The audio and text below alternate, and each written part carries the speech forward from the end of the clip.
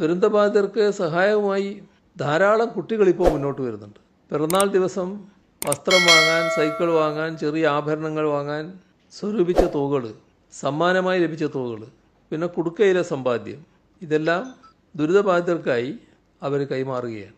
മലപ്പുറം പെരിന്തൽമണ്ണയിലെ 10 വയസ്സുള്ള സിയ സഹ്റ രക്ഷിതാക്കളായ മുഹമ്മദ് നിസാർ, ജസീല എന്നിവർക്കൊപ്പം എത്തി തൻ്റെ സ്വർണ്ണ പാദസരം ദുരിതാശ്വാസ നിധിയിലേക്ക് കൈമാറി.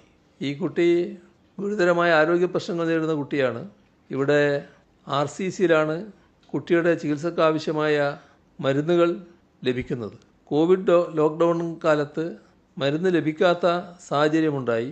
തുടർന്ന് ഇവിടെ ബന്ധപ്പെടുകയും വേഗത്തിൽ തന്നെ മരുന്ന് ആ ഘട്ടത്തിൽ ലഭ്യമാക്കാനും കഴിഞ്ഞു. അത് കുട്ടിയെയും കൊണ്ട് വന്ന രക്ഷിതാക്കൾ പ്രത്യേകം ഓർമ്മപ്പെടുത്തുകയുണ്ടായി. മലപ്പുറം തിരൂരിലെ വെട്ടം AHM LP സ്കൂൾ വിദ്യാർത്ഥികളുടെ സംഭാവന.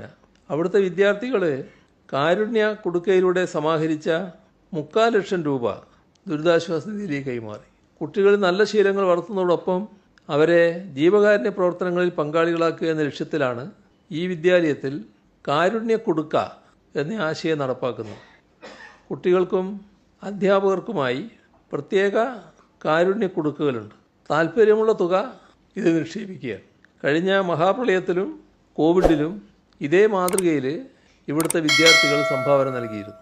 ഇന്ന് രാവിലെ 11 മണി വരെ ആകെ 142,20,65,329 രൂപയാണ് ദുരിതാശ്വാസ നിധിയിലേക്ക് ലഭിച്ചത്.